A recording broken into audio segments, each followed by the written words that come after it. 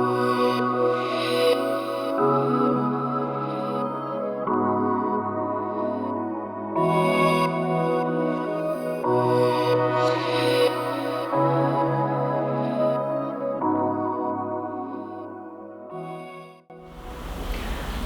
I'm Randy Schrum, an audit partner with Marshall Jones. In cooperation with the Georgia Center for Nonprofits, I'd like to welcome Sherry Martin, the President and CEO of the Cobb Community Foundation. We served together first on the board of the Community Foundation, and then Sherry actually transitioned to the leadership role there, where she's done such an awesome job. I'm such a big fan. And one of the ways that I appreciate her is her passion for what a community foundation does, as well as how a community foundation helps the numerous nonprofits in our community.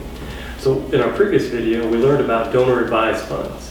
And part of that then was the give, grow, and grant. Right. Could you now walk us through, if I was a member of the Georgia Center for Nonprofits and I had a great mission and I wanted to see how I could continue to grow that, and how would I gain access then to these grants coming out of the donor advised funds?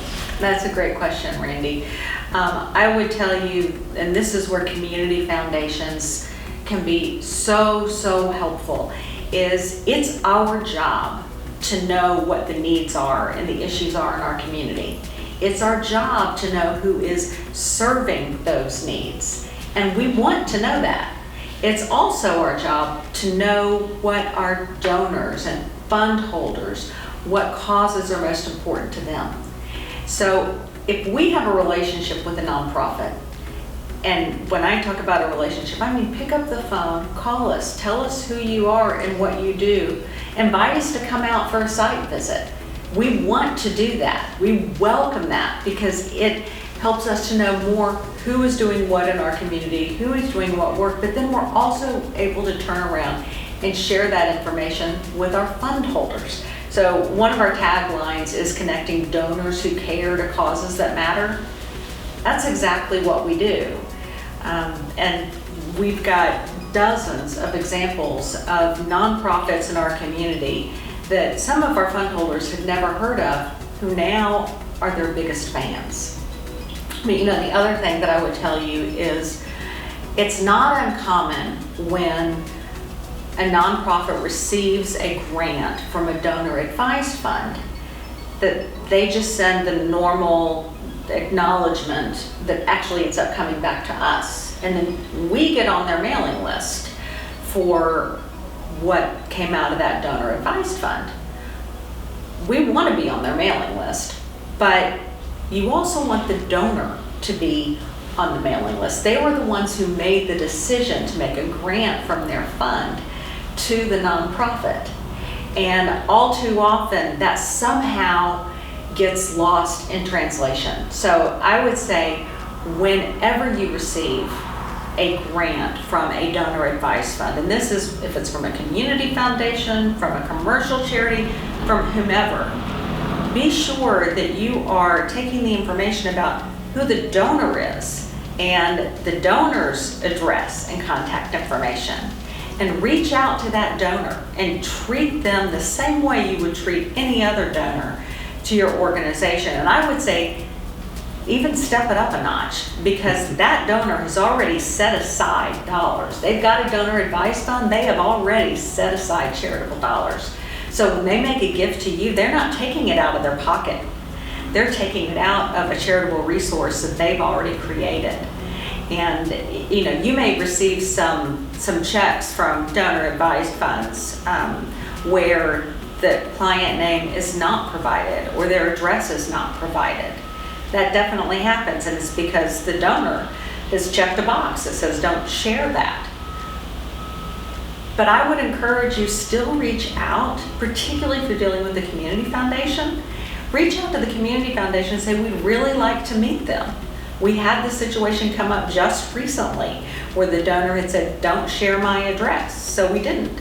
The nonprofit called us and said, we'd really like to send a thank you note. Could you share the address? We picked up the phone and we called our fund holder and he said, sure. Great. And frankly, that made an impression on them. So they're even more likely to give now because the receiving organization made it a priority to say thank you. Awesome. Plus, if people just have a general mission in mind, like veterans or homeless or children, you can help them in the right direction as well. Absolutely. Absolutely. That's a big part of what we do. Sherry, one other question we've had is how could a nonprofit, or why should a nonprofit reach out to a community foundation? Well, in addition to just being known so we can connect you with fund holders, many community foundations are going to have numerous training opportunities, numerous training sessions to learn about how to identify and reach out to donor advised fund holders, the different fundraising ideas. But there's also within that a networking opportunity. And one of the things that we have observed with nonprofits, and I will say COVID has changed this, but it's still there to some extent, is that, every nonprofit is stretched for resources. I don't care who they are. They're stretched for resources. And they have a tendency to focus on everything that they're doing and their mission and not really look at what everybody else is doing. And so there are so many opportunities for nonprofits to collaborate. When you work with a community foundation, they create opportunities for nonprofits to come together. And in fact, it's not at all uncommon. We have done this where we will reach out to different nonprofits and say, hey, we think it would be great if you guys work together on these issues. Nice. And let me just tell you, donors love to hear about collaboration. Very much. Love to hear about collaboration. So, it's training opportunities, it's exposure, it's the opportunities for collaboration and networking. And of course, the last one is that community foundations also give grants. And the better we know you, yes, our judgments on who receives grants is to be limited to what is on the application. But you can't help when you know an organization, you're able to fill in, and your mind just does this, gaps in the application because you know the organization. So it helps. Sure. Sherry, another question we have is perhaps a nonprofit doesn't feel they're large enough to reach out to a community foundation. Would that be something that would stop them, or should they still reach out? Reach out. There's no such thing is too small. There is no such thing.